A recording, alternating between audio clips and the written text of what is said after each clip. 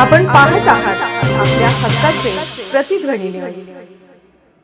Breakthrough समारंभासाठी आयोजन उपस्थित असलेले आपल्या राज्याचे मंत्री जलसंपदा मंत्री माननीय नामदार राधाकृष्ण विखे पाटील साहेब, मंचावर उपस्थित असलेले आपल्या जिल्ह्याचे प्रतिनिधी आमदार माननीय सदाभाऊ, माननीय आमदार इद्रिसभाई नायकुडी, माननीय आमदार गोपीशेठ पडळकर, माननीय पृथ्वीराज बाबा देशमुख, माननीय खाडे मावशी, उपस्थित सर्व जिल्हा परिषदेचे पंचायत समितीचे सदस्य मान्यवर, या ठिकाणी मिरज तालुका, कवठेमंकाळ तालुका व जत तालुक्यातून या ठिकाणी उपस्थित असलेले सर्व शेतकरी बांधव, बंधू भगिनी मित्र, सर्वप्रथम तर मंत्री महोदयांचं मी आभार मानतो की आपण या ठिकाणी उपस्थित राहिला आणि या दुष्काळी परिसराला आज पाणी मिळत असताना तुमच्या हस्ते हा कार्यक्रम आपल्याला घेता आला।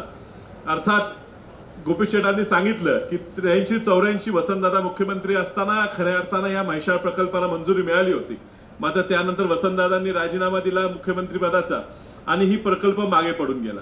90च्या दशकात 95 नंतर थोडी गती ह्या कार्यक्रमाला आली, पण पुन्हा मधल्या काळात बंद राहिला होता। या ठिकाणी मोठा परिस्थिती निधी ह्या प्रकल्पाला देण्यासाठी पैसे कमी पडत असताना प्रतीकदादा पाटील ज्यावेळी केंद्रीय मंत्री झाले तर ह्या म्हैसाळ व टेंभू प्रकल्पांना जल आयोगाची मान्यता मिळाल्यामुळे म्हैसाळ प्रकल्पाला केंद्रीय सरकारच्या AIBP योजनेअंतर्गत जवळजवळ 1000 कोटीचा निधी हा काँग्रेसच्या दिल्ली सरकारने मंजूर केल्यामुळे 2013 साली जत तालुक्याच्या बिन्ना तलावात आपण पाणी सोडू शकतो। अर्थात खूपच कमी पाणी मिळत होतं। जत तालुक्यातले साहेब शेतकऱ्यांनी आणि गावकऱ्यांनी ठराव करायला चालू केलं की आम्हाला जर तुम्ही पाणी देत नसला तर आम्ही कर्नाटकात जातो आणि त्यामुळे खूप जनरेट्याचा पाठिंब्यामुळे ह्या ठिकाणी सरकारने त्यावेळी निर्णय घेतला आणि जवळजवळ 900-950 कोटीच्या ह्या 2 योजना, एक पाणी जतमध्ये न्यायचं आणि पुढे वितरित करायचे 2 योजनेचं टेंडर झालं आणि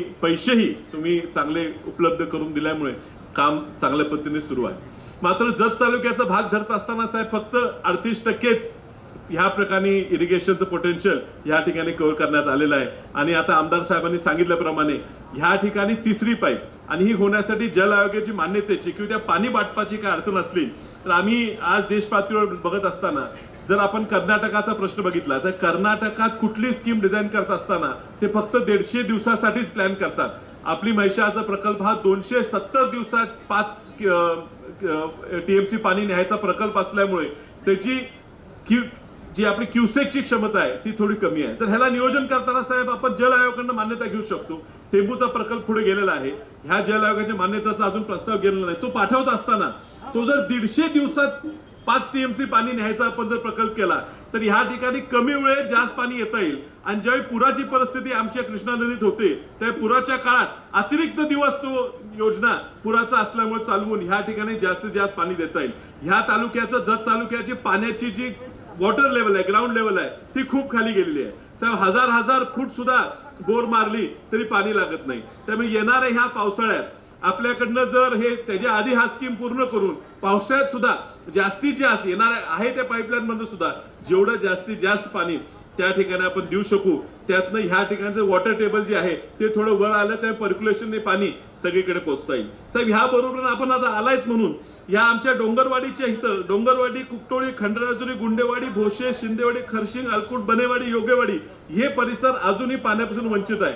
तिथं डोंगरवाडीत तुम्ही एक उपसा योजनेचं जर नियोजन केलं तर त्यातनं त्या परिसराला जो वंचित राहिला मिरज तालुका नदीपासून एवढा जवळ आहे, नदीतनं तालुक्यातनं नदी वाहते, पण हा आमचे गाव वंचित राहिले त्यासाठी थोडे पैसे लागणार आहेत। आणि त्याचबरोबर माझ्या मतदारसंघातल्या कडेगाव गावातले रायगाव, शाळगाव, अपशिंगे, कोतवडे, त्याचपर्यंत कराडगावचे शामगाव ह्या गावात सुद्धा फक्त 100 कोटी जर तिथे उपलब्ध झाले तर थोडी लिफ्ट होऊन त्या ठिकाणी सुद्धा आपण पाणी देता येईल साहेब।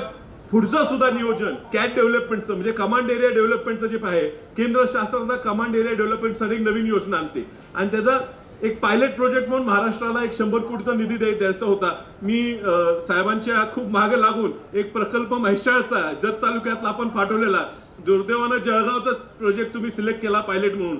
अजूनही जर बदलता येत असेल तर ह्या ठिकाणचे शेतकरी ड्रीप इरिगेशन करायला तयार आहेत तर जत तालुक्याचा तो कॅटचा 100 कोटीचा प्रोजेक्ट आणि त्यानंतर तो चांगला चालू होणाऱ्या प्रोजेक्टसाठी तुम्ही जर पाणी पैसे उपलब्ध करून दिले तर निश्चित ह्या तालुक्याला कष्टकरी लोक आहेत साहेब, कष्टातनं दिवस काढलेले आहेत, यांना पाणी मिळालं तर निश्चित साहेब चांगली पिकं उगवून आपल्या महाराष्ट्राच्या अर्थव्यवस्थेसाठी एक चांगली कामगिरी करू शकतील. ह्या ठिकाणी जो प्रयत्न आहे ह्या परिसरातील कोयता कमी करणं, ह्या लोकांना चांगलं उत्पन्न देणं, हा आपण गेले 40 वर्ष वसंतदादांचं स्वप्न होतं. आज साकारत असताना तुम्ही तुमचे आजोबा वसंतदादांबरोबर काम केले, तुमच्या वडिलांनी आमच्या वडिलांवर काम केले, आज तुमच्या मार्गदर्शनाखाली हा कार्यक्रम ह्या ठिकाणी होत असताना निश्चित आनंद वाटतो. आणि त्यामुळे तुम्ही पूर्ण लक्ष सांगली जिल्ह्याकडे आमच्या सगळ्यांकडे द्यावं ही तुम्हाला विनंती करतो. आपण पाहत आहात प्रतिध्वनी चॅनल. अशाच बातम्या पाहण्यासाठी आमच्या चॅनलला सबस्क्राईब करा आणि बेल आयकॉनवर क्लिक करा.